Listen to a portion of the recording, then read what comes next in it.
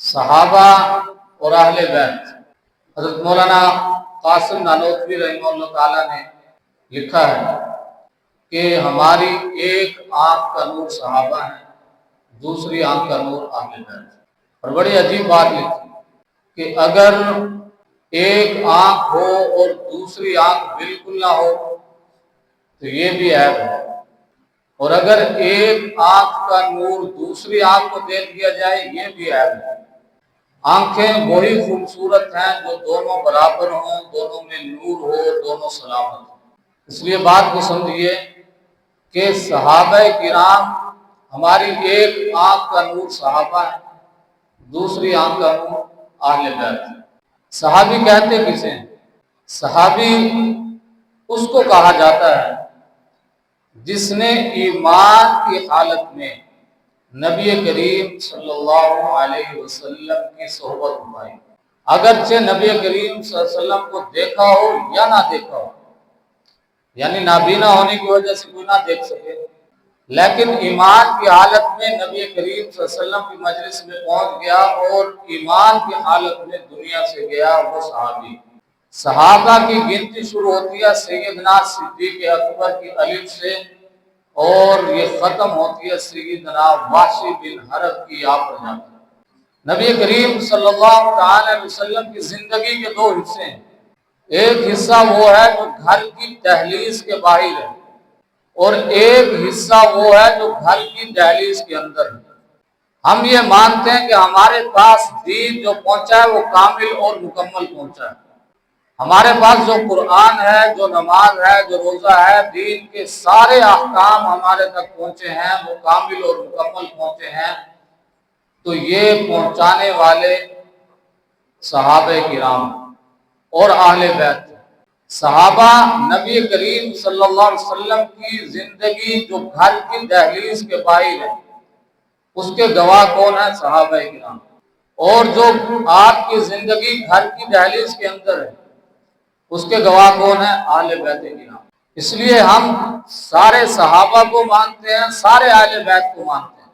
دو چار صحابہ کو ماننا، دو چار اہل بیت کو ماننا، پھر یہ ماننا پڑے گا کہ دین ہم تک نہیں پہنچا۔ دین کے پہنچنے کا واحد ذریعہ وہ صحابہ اور اہل بیت ہیں۔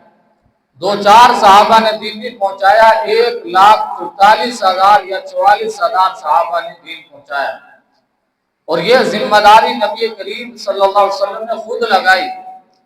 حجۃ الوداع کے موقع پر آپ نے خطبہ ارشاد فرمایا اور فرمایا کہ فَلْيُبَلِّغْ شَاهِدُ الْغَائِبِ، جو حاضرین ہیں وہ غائبین تک پہنچا دیں۔ حاضرین کون لوگ تھے؟ وہ 1,24,000 صحابہ کرام کی جماعت تھی۔ اس لیے سارے کے سارے صحابہ وہ کامل ایمان والے، سارے کے سارے صحابہ عادل، سارے کے سارے صحابہ جنتی، سارے کے سارے صحابہ امانت دار۔ صحابہ کے بارے میں دو باتیں ہمیں ذہن میں رکھنی چاہیے۔ پہلی بات یہ ہے کہ صحابہ کرام کا انتخاب کس نے کیا؟ اللہ نے۔ صحابہ کرام کا انتخاب کس نے کیا؟ اللہ نے۔ وہ کسی انسان کا انتخاب نہیں۔ نبی کریم صلی اللہ علیہ وسلم کی مجلس کے لیے جن لوگوں کا انتخاب ہوا وہ اللہ نے کیا۔ جب سورہ کوثر نازل ہوئی، اِنَّا أَعْطَيْنَاكَ الْكَوْثَرَ فَصَلِّ لِرَبِّكَ وَانْحَرْ إِنَّ شَانِئَكَ هُوَ الْأَبْتَرُ، تو یہ اس وقت نازل ہوئی جب نبی کریم صلی اللہ علیہ وسلم کے بیٹے کا انتقال ہو گیا۔ تو دشمنوں نے کیا کہا کہ نعوذ باللہ نبی کریم صلی اللہ علیہ وسلم کی نسل ختم ہو گئی، نسل مٹ گئی۔ تو اللہ تعالیٰ نے یہ صورت نازل کی، فرمایا اِنَّا أَعْطَيْنَاكَ الْكَوْثَرَ، کہ ہم نے آپ کو کوثر عطا کی۔ کوثر کے 70 معنی علماء نے کیے۔ کوثر کا ایک معنی یہ ہے کہ آپ کی نرینہ اولاد تو اللہ نے لے لی لیکن آپ کو جماعت صحابہ دے دی۔ اے نبی، آپ کو فکر کرنے کی ضرورت نہیں ہے، آپ کا جو کام ہے، آپ کی جو وراثت ہے دین اسلام، آپ کے اولاد نہیں ہے۔ دنیا کا دستور یہ ہے کہ باپ کے بعد باپ کے کام کو اس کے اولاد سنبھالتی ہے۔ اے پیغمبر، آپ کو یہ فکر کرنے کی ضرورت نہیں ہے، آپ کا کام آپ کی جماعت سنبھالے گی اور دنیا تک لے کر جائے گی۔ آپ نماز پڑھیے، روزہ رکھیں، قربانی کیجیے، آپ کو فکر کرنے کی ضرورت نہیں ہے۔ ان شانئک هو الابتر، آپ کا دشمن ہی بے نسلہ ہو جائے گا۔ چنانچہ ایسا ہی ہوا، آج دنیا میں نبی کریم صلی اللہ علیہ وسلم کے روحانی فرزند آپ کے دین پر مرنے اور کٹنے اور اس کو پھیلانے کے لیے ہر دم تیار بیٹھے۔ تو میں عرض یہ کر رہا ہوں کہ جماعت صحابہ کا انتخاب کس نے کیا؟ اللہ نے۔ اور اسی طرح ایک اور دلیل کہ جب نبی کریم صلی اللہ علیہ وسلم کا انتقال ہو گیا تو سارے صحابہ 10 کے گروپ کے اندر آپ پر درود پڑھنے کے لیے آپ کے پاس آ رہے ہیں۔ کافی دیر گزر گئی، سیدنا صدیق اکبر رضی اللہ تعالیٰ عنہ تشریف لائے۔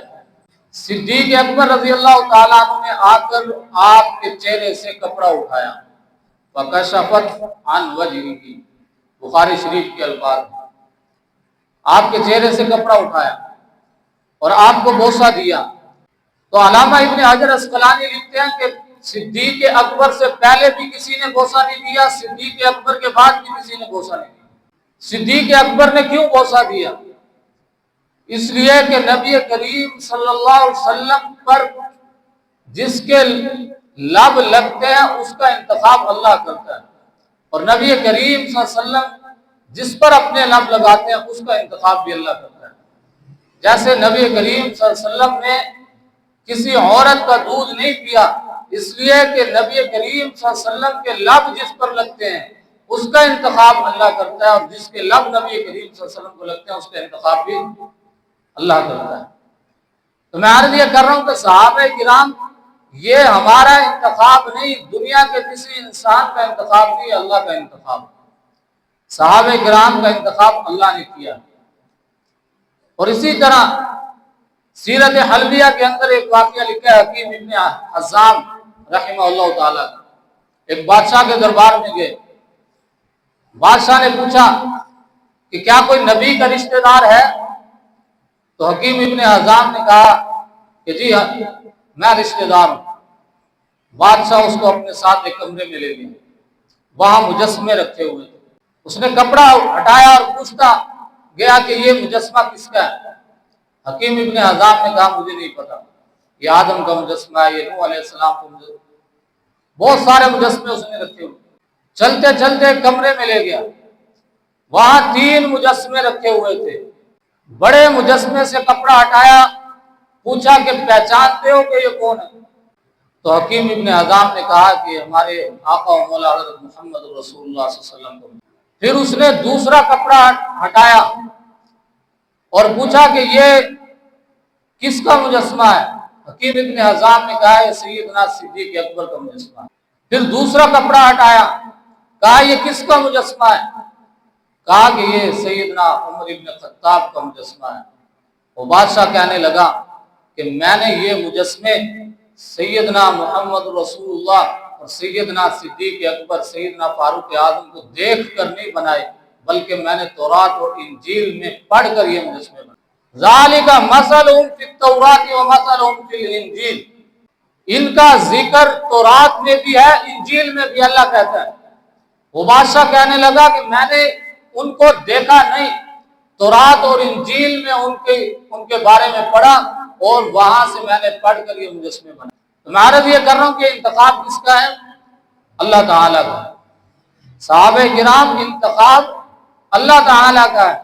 اس لیے اگر کوئی کسی صحابی پر اعتراض کرے تو وہ اعتراض اللہ کی ذات پر ہوتا ہے، اس لیے کہ اللہ نے ان کا انتخاب کیا۔ اس لیے ہمارا ایمان ہے کہ سارے کے سارے صحابہ کامل ایمان والے، سارے کے سارے صحابہ جنتی، ہم سارے کے سارے صحابہ کو مانتے ہیں۔ اور اب صحابہ کو نبی کریم صلی اللہ علیہ وسلم نے ستاروں کے ساتھ تشبیہ دی۔ ستارے کے اندر ہمیشہ روشنی ہوتی ہے، کبھی اندھیرا نہیں ہوتا۔ ایسا تو ہو سکتا ہے کہ روشنی کم ہو یا زیادہ ہو، لیکن ستاروں میں اندھیرا نہیں ہوتا۔ اس لیے نبی کریم صلی اللہ علیہ وسلم کے جتنے صحابہ ہیں سارے کے سارے ہدایت والے ہیں، کسی صحابی کے اندر کوئی گمراہی نہیں۔ اور اللہ تعالیٰ نے 3 کام بتائے ستاروں کے۔ اِنَّا زَيَّنَّا السَّمَاءَ الدُّنْيَا بِزِينَةٍ لِلْكَوَاكِبِ، ستاروں کا پہلا کام یہ ہے کہ یہ آسمان کی زینت ہے۔ اسی طرح نبی کریم صلی اللہ علیہ وسلم کے صحابہ یہ آسمان نبوت کی زینت ہے۔ ستاروں کا دوسرا کام یہ ہوتا ہے وَحِفْظًا مِنْ كُلِّ شَيْطَانٍ مَارِدٍ، یہ شیطان سے حفاظت کرتے ہیں۔ تو نبی کریم صلی اللہ علیہ وسلم دین نبوت کے، آسمان نبوت کے محافظ۔ اور ستاروں کا تیسرا کام یہ ہوتا ہے کہ وہ بھولے اور بھٹکے کو راستہ دکھاتے ہیں، اور اسی طرح نبی کریم صلی اللہ علیہ وسلم کے سارے صحابہ وہ راستہ دکھانے والے ہیں، ہدایت والے ہیں۔ تو اس لیے صحابہ کرام رضوان اللہ تعالی علیہم اجمعین انتخاب اللہ کا ہے۔ اور دوسری بات کہ یہ شاگرد ہیں محمد الرسول اللہ صلی اللہ علیہ وسلم کے۔ یہ شاگرد کس کے ہیں؟ محمد الرسول اللہ صلی اللہ علیہ وسلم کے۔ اور کوئی بھی طالب علم ہو، اس کے کامیاب ہونے کے لیے 4 شرطوں کا پایا جانا ضروری ہے۔ پہلی شرط یہ ہے کہ وہ ذہین ہو، طالب علم ذہین ہو۔ دوسری شرط یہ ہے کہ استاد قابل ہو۔ تیسری شرط یہ ہے کہ نصاب اعلیٰ ہو۔ چوتھی شرط یہ ہے کہ ماحول اچھا ہو۔ نبی کریم صلی اللہ علیہ وسلم کے صحابہ، نبی کریم صلی اللہ علیہ وسلم کے شاگرد، اور ان کی ذہانت کا عالم کیا ہے کہ ایک شخص ہیں غالباً ادئی نام ہے، بخاری شریف کے اندر موجود ہے۔ انہیں خیال ہوا کہ مجھے غزوہ احد کے بارے میں سننا چاہیے کسی ایسے شخص سے جو غزوہ احد میں خود شریک ہوا۔ معلوم کیا کہ ایسا کون شخص ہے جو غزوہ احد میں شریک ہوا۔ پتہ چلا کہ سیدنا وحشی بن حرب فلاں گاؤں میں رہتے ہیں، وہ غزوہ احد میں شامل تھے۔ تو آپ ان کے پاس پہنچ گئے اور جا کر دیکھا کہ وہ تو بہت بوڑھے ہو چکے ہیں۔ سوچا کہ میں نے واقعہ تو سننا ہے، لیکن یہ تو بہت بوڑھے ہو چکے ہیں، پہلے ان کا امتحان لیا جائے۔ تو جا کر کہنے لگے کہ آپ مجھے پہچانتے ہیں؟ سیدنا واشی رضی اللہ تعالی عنہ، ان کی ابرو آنکھوں کے اوپر آ چکی تھی۔ انہوں نے اپنے ابرو کو اٹھا کر دیکھا اور کہا کہ تم فلاں کے بیٹے تو نہیں؟ وہ بڑے حیران ہوئے کہ میری تو ملاقات ہی کبھی نہیں ہوئی سیدنا واشی کے ساتھ، اور کہا کہ آپ نے مجھے کیسے پہچانا؟ میں فلاں کا بیٹا تو ہوں، لیکن آپ نے کیسے پہچانا؟ میری تو آپ کے ساتھ ملاقات نہیں ہے۔ سیدنا واشی کہنے لگے کہ میری ملاقات آپ کے ساتھ ہے، آپ کی ملاقات میرے ساتھ ہے۔ جب آپ پیدا ہوئے تو نبی کریم صلی اللہ علیہ وسلم کے دربار میں گھٹی دینے کے لیے آپ کے والد آپ کو گود میں اٹھا کر لائے۔ آپ صلی اللہ علیہ وسلم نے آپ کو گھٹی دی، تو جب وہ جانے لگے تو مجھے خیال ہوا کہ کتنا خوش نصیب بچہ ہے، اس کو دیکھنا چاہیے۔ میں دیکھنے کے لیے اٹھا تو تیرے والد نے تیرے چہرے پر کپڑا کر دیا، تیرا چہرہ تو میں نہیں دیکھ سکا، البتہ تیرے پاؤں پر اس وقت میری نظر، میں نے تیرے پاؤں کو دیکھ کر پہچان لیا کہ تو فلاں کا بیٹا ہے۔ میں عرض کر رہا ہوں کہ طالب علم ذہین ہونا چاہیے۔ اور یہ سیدنا واشی بن حرب یہ آخری درجے کا صحابی، صحابہ کرام میں آخری درجے کا صحابی، اس کی ذہانت کا، اس کے حافظے کا یہ عالم ہے۔ تو جو اعلیٰ درجے کے صحابی ہیں ان کے حافظے اور ان کی ذہانت کا عالم کیا ہو۔ اور دوسری بات کہ استاد قابل ہو۔ استاد کون ہے؟ محمد الرسول اللہ صلی اللہ تعالی علیہ وسلم۔ اور محمد الرسول اللہ سید الاولین والآخرین کتنے قابل ہیں، کتنا علم اللہ نے آپ کو عطا کیا۔ ایک جاسوس کو پکڑ کر لایا گیا، صحابہ نے اس سے پوچھا، اس نے کچھ نہیں بتلایا۔ نبی کریم صلی اللہ علیہ وسلم خیمے سے نکلے اور کہا کہ کیا بات ہے؟ صحابہ نے کہا یا رسول اللہ یہ جاسوس ہے، یہ بتلاتا کچھ نہیں ہے۔ تو نبی کریم صلی اللہ علیہ وسلم نے اس کے سر پر ہاتھ رکھا اور کہا کہ بیٹا یہ بتاؤ کہ تم اونٹ کتنے ذبح کرتے ہو ہر روز؟ اس نے کہا 10۔ نبی کریم صلی اللہ علیہ وسلم نے کہا کہ یہ 1000 کی تعداد ہے کفار کے لشکر کی، اس کو چھوڑ۔ استاد اتنا قابل، فرمایا کہ اگر یہ 10 اونٹ ذبح کرتے ہیں تو 10 اونٹ کا مطلب یہ ہے کہ ایک اونٹ عرب میں 100 آدمیوں کے لیے کافی ہوتا ہے، تو 10 اونٹ ہیں تو کفار کے لشکر کی تعداد وہ 1000 ہے۔ یہ استاد کی قابلیت کا عالم ہے۔ اور نصاب کیا تھا ان کا؟ وہ قرآن و حدیث، سب سے اعلیٰ نصاب۔ ماحول کیسا تھا؟ نبی کریم صلی اللہ علیہ وسلم کی صحبت، بیت اللہ کا قرب، یہ ماحول تھا۔ تو جب یہ چاروں شرطیں پائی گئی تو جب طالب علم اپنا نصاب مکمل کر لیتا ہے اور پڑھ لیتا ہے تو پھر استاد کی خواہش ہوتی ہے کہ اس کا امتحان لیا جائے، اور امتحان کے لیے استاد اپنے سے قابل کو کسی کو بلاتا ہے کہ اس کا امتحان لو۔ یہ شاگرد ہیں محمد الرسول اللہ کے، اور محمد الرسول اللہ صلی اللہ علیہ وسلم سے قابل تو صرف اللہ کی ذات ہے۔ تو اس لیے اللہ کے پیغمبر نے ان کو پیش کیا اللہ کے سامنے کہ اللہ تو ان کا امتحان لے۔ اللہ نے جب امتحان لیا تو اللہ نے فرمایا اولئک الذین امتحن اللہ قلوبهم للتقوی۔ اللہ نے کس چیز کا امتحان لیا؟ ان کے ہاتھوں کا، ان کے پاؤں کا نہیں۔ اللہ فرماتے ہیں کہ میں نے ان کے دلوں کا امتحان لیا، ان کے دلوں کا امتحان لیا۔ ان کے دل پاکیزہ ہیں، تقوی سے بھرے پڑے ہیں، اور جب اللہ نے امتحان لے لیا تو پھر نتیجہ کیا نکلا؟ اللہ نے فرمایا رضی اللہ عنہم ورضوا۔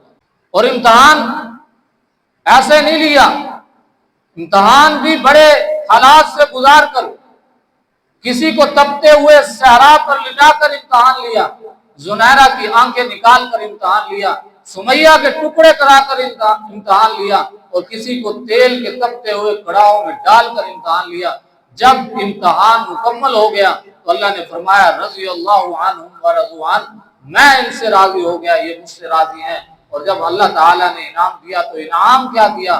فرمایا ان الذین یبایعونک انما یبایعون اللہ ید اللہ فوق ایدیہم، کہ یہ جو شجر کے نیچے بیعت کرنے والے ہیں نبی کریم صلی اللہ علیہ وسلم کی، اور میں نے جب ان کا امتحان لیا یہ کامیاب ہو گئے، تو اب میرا انعام یہ ہے کہ یہ صحابہ سارے کے سارے میرے ہو گئے، ید اللہ فوق ایدیہم، میرا ہاتھ ان کے اوپر۔ تو میں عرض یہ کر رہا ہوں کہ صحابہ کرام انتخاب کس کا ہے؟ اللہ کا۔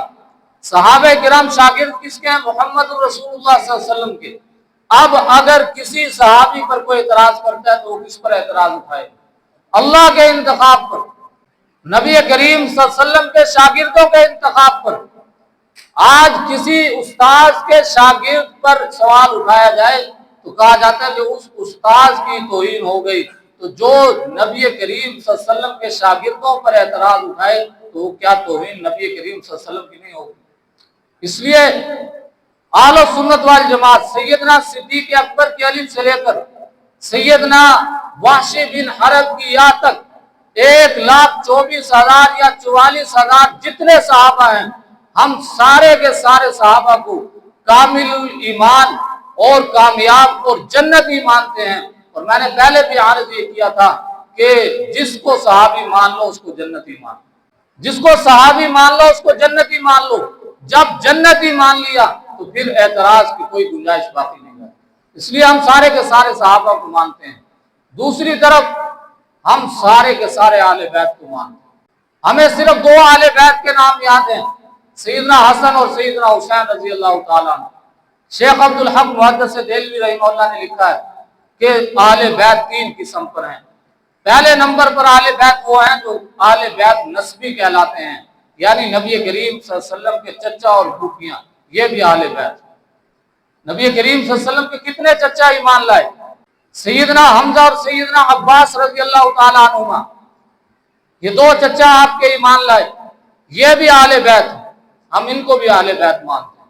دوسرے نمبر پر ہے اہل بیت سکنا، یعنی وہ ازواج مطہرات جو نبی کریم صلی اللہ علیہ وسلم کے گھر آئیں، 11 ازواج مطہرات، سیدہ خدیجہ، سیدہ عائشہ، سیدہ صفیہ، سیدہ زینب بنت خزیمہ، سیدہ زینب بنت جحش، سیدہ سودا، سیدہ ام حبیبہ، سیدہ ام سلمہ، سیدہ رملہ، اور سیدہ جویریہ، سیدہ صفیہ، اور اسی طرح سیدہ ماریہ قبطیہ رضی اللہ تعالی عنہا۔ یہ 11 ازواج مطہرات ہیں، اور قرآن کریم نے انہی کو اہل بیت کہا جب یہ آیت اتری انما یرید اللہ لیذھب عنکم الرجس اہل البیت ویطہرکم تطہیرا، کہ اللہ تعالی تمہارے اوپر سے ساری گندگی کو صاف کر رہا ہے۔ تو اس وقت یہ اہل بیت کی شان میں آیت اتری، اور سیدنا علی رضی اللہ تعالیٰ عنہ یہ اہل بیت میں شامل نہیں تھے، سیدہ فاطمہ رضی اللہ تعالیٰ عنہ کے نکاح کی وجہ سے نبی کریم صلی اللہ علیہ وسلم نے آپ کو اہل بیت میں شامل فرمایا۔ جس وقت یہ آیت اتری، سیدہ ام سلمہ کے گھر میں آپ موجود تھے، آپ نے ایک چادر لی اور حسن و حسین کو بلایا، سیدہ فاطمہ کو بلایا، سیدنا علی کو بلایا، چادر کے نیچے لیا اور فرمایا اللہم ہؤلاء اہل البیت، اللہ قرآن میں تو نے میری ازواج کو اہل بیت کہا، ان کے اوپر سے گندگی کو دور کیا، میں دعا کر رہا ہوں کہ اللہ یہ بھی میری اہل بیت ہیں، ان کو بھی میری اہل بیت میں شامل فرما، ان کے اوپر سے بھی گندگی دور فرما۔ میں عرض یہ کر رہا ہوں کہ سیدنا علی رضی اللہ تعالیٰ عنہ اہل بیت میں شامل ہوئے سیدہ فاطمہ کے نکاح کی وجہ سے، اور نبی کریم صلی اللہ علیہ وسلم کی کتنی بیٹیاں تھیں؟ 4 بیٹیاں تھیں، سیدہ زینب، سیدہ ام کلثوم، سیدہ رقیہ اور سیدہ فاطمہ رضی اللہ تعالیٰ عنہ۔ ان سیدہ فاطمہ کی وجہ سے سیدنا علی اگر اہل بیت میں شامل ہوئے تو سیدہ زینب کی وجہ سے حضرت ابو العاص وہ بھی اہل بیت میں شامل ہیں، اور اسی طرح سیدہ ام کلثوم، سیدہ زینب کے نکاح کی وجہ سے سیدنا عثمان ذو النورین یہ بھی اہل بیت میں شامل ہیں۔ اس لیے شیخ عبدالحق محدث دہلوی کہتے ہیں کہ دوسرے نمبر پر اہل بیت وہ ہیں جو ازواج مطہرات ہیں، تیسرے نمبر پر اہل بیت وہ ہیں جو نبی کریم صلی اللہ علیہ وسلم کی اولاد ہیں۔ اور نبی کریم صلی اللہ علیہ وسلم کی کتنی اولاد تھی؟ آپ کی 4 بیٹیاں تھیں، 3 یا 4 بیٹے تھے۔ بیٹوں کا انتقال آپ ان کے بچپن میں ہو گیا اور بیٹیوں کی اولاد ہوئی۔ ہم صرف 2 بیٹوں کے نام جانتے ہیں، سیدنا حسن اور سیدنا حسین۔ 2 نواسوں کے نام ہمیں پتہ ہیں۔ سیدہ زینب کے ہاں 2 بچے ہوئے، ایک کا نام ہے علی بن ابی العاص، دوسرے کا نام ہے سیدہ امامہ بنت ابی العاص۔ یہ بھی اہل بیت ہیں اور نبی کریم صلی اللہ علیہ وسلم کے نواسے ہیں۔ اور سیدہ رقیہ کے ہاں ایک بیٹا پیدا ہوا سیدنا عبداللہ ابن عثمان، یہ بھی نبی کریم صلی اللہ علیہ وسلم کا نواسہ ہے۔ اور سیدہ ام کلثوم کے ہاں اولاد پیدا نہیں ہوئی، اور سیدہ رقیہ کے ہاں 5 اولاد پیدا ہوئی، سیدنا حسن، سیدنا حسین، اور اسی طرح سیدہ زینب اور سیدہ ام کلثوم رضی اللہ تعالیٰ عنہ اور سیدنا محسن رضی اللہ تعالیٰ عنہ۔ یہ 5 اولاد سیدنا علی کے گھر پیدا ہوئی، اور یہ نبی کریم صلی اللہ علیہ وسلم کے نواسے اور نواسیاں ہیں۔ تو یہ کل تعداد نبی کریم صلی اللہ علیہ وسلم کے نواسوں اور نواسیوں کی بنتی ہے 8، جس میں سیدنا حسن بھی شامل ہیں، سیدنا حسین بھی شامل ہیں، اور سیدنا محسن ان کا انتقال بچپن میں ہو گیا۔ تو میں عرض یہ کر رہا ہوں کہ جس طرح ہم سارے صحابہ کو مانتے ہیں، اسی طرح سارے اہل بیت کو مانتے ہیں۔ صرف سیدنا حسن اور حسین اہل بیت نہیں، آپ کے نسبی رشتہ دار بھی اہل بیت ہیں، اور آپ کے داماد، آپ کے سسرال والے یہ بھی اہل بیت ہیں، اور سیدنا علی، سیدنا حسن و حسین یہ بھی اہل بیت ہیں۔ 10 محرم کا دن یہ سیدنا امام حسین رضی اللہ تعالیٰ عنہ کی شہادت کا دن ہے، اور شہادت ایک اعزاز ہوا کرتا ہے، شہادت ایک اعزاز ہوا کرتا ہے۔ شہادت پر افسوس کا اظہار نہیں کیا جاتا۔ اگر کوئی حج کر کے آ جائے تو ہم اس کو مبارکباد پیش کرتے ہیں، اس لیے کہ یہ حج کر کے آیا ہے اور یہ ان آنکھوں کے ذریعے بیت اللہ کو دیکھ کر آیا ہے۔ وہ آنکھیں جو بیت اللہ کو دیکھیں قابل دیدار ہو جاتی ہیں، اور شہید جب کٹتا ہے تو حدیث مبارکہ میں آتا ہے فوراً اس کو اللہ کا دیدار ہو جاتا ہے۔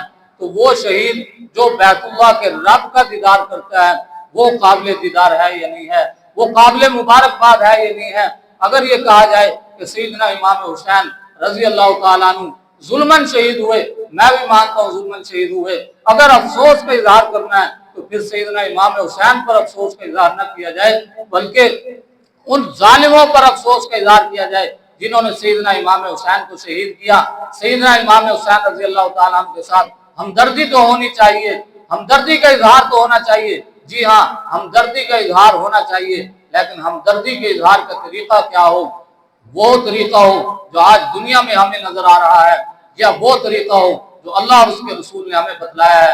انشاءاللہ تعالیٰ آئندہ جمعہ پر سیدنا امام حسین کے ساتھ اظہار ہمدردی کے لیے طریقہ کار کیا ہونا چاہیے، اس پر بات عرض کروں گا۔ دعا کہ اللہ تعالیٰ سمجھنے عمل کرنے کی توفیق عطا فرمائے۔ وآخر دعوانا الحمدللہ۔